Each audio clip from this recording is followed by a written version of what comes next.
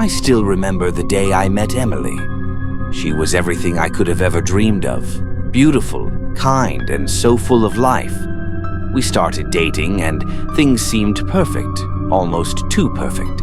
But after a while, I noticed something off. Emily never slept. Not once. I'd wake up in the middle of the night and find her sitting by the window, just staring out into the darkness. When I asked her about it, she'd just smile, that faint, almost sad smile, and say she wasn't tired.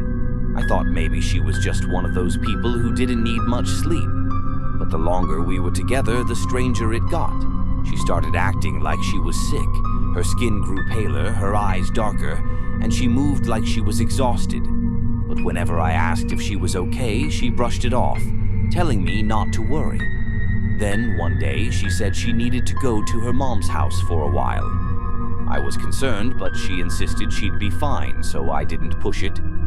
I told her I'd miss her and to call me when she got there, but she never did. Days went by, and I didn't hear from her.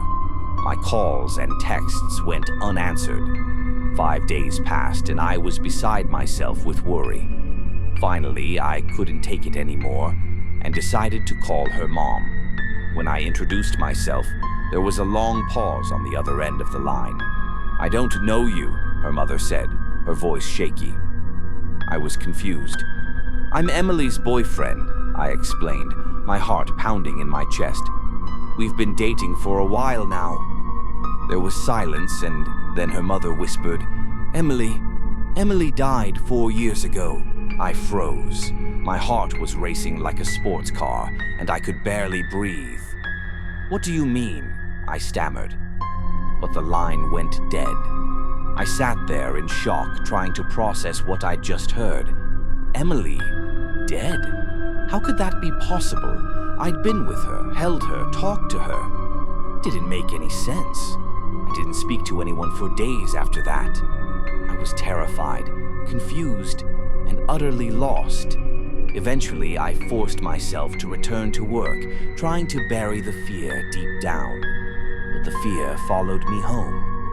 One night, after what felt like an eternity, I came home from work, still shaken by everything that had happened.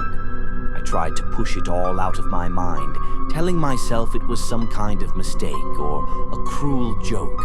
But as I lay in bed that night, I heard something, strange noises coming from the bathroom. My blood ran cold.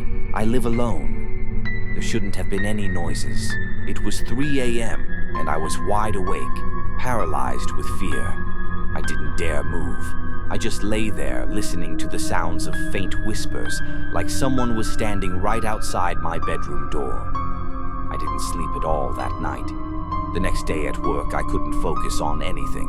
When I finally returned home, I was too afraid to even walk through the door. But I forced myself inside, my heart pounding. Everything seemed normal at first, but then I noticed something. A slight chill in the air, like the house itself was holding its breath.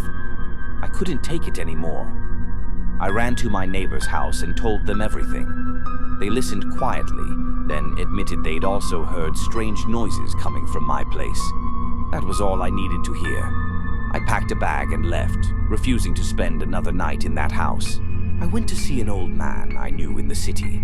He agreed to visit the house with me, but he warned me it might be dangerous. The next day, we went back, and as soon as we stepped inside, he told me there were 2 spirits in my home, a girl and a man. The girl, I knew it had to be Emily, but the man, I had no idea who he could be. The priest advised me to leave the house immediately, and I didn't need to be told twice. I packed up whatever I could carry and left, never looking back. I found a new place to live, and for a while, things seemed to return to normal. But I couldn't shake the feeling that something was still watching me, that Emily was still with me, even if I couldn't see her. Months have passed since then, and I've tried to move on.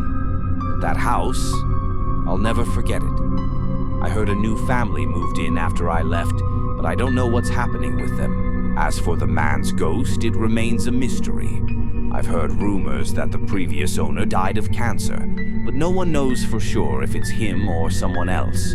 All I know is that I'll never go back to that house again. Some mysteries are better left unsolved.